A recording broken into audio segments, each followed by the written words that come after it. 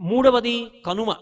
కనుమ గొప్పతనం ఏమిటి అంటే సనాతన ధర్మం యొక్క విశాలమైనటువంటి హృదయం.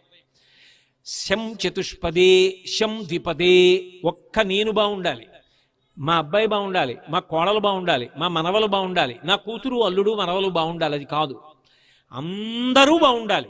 అందుకే 108 నామములతో పూజ చేయిస్తారు. 170 నామాలు ఉండకూడదా, 350 నామాలు ఉండకూడదా?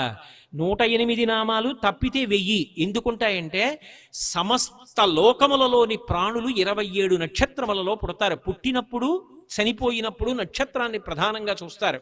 ఒక్కొక్క నక్షత్రానికి 4 పాదాలు.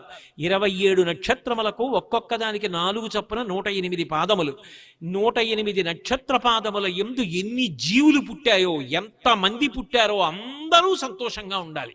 నేను ఒక్కడను కాదు, అందరూ సంతోషంగా ఉండాలి.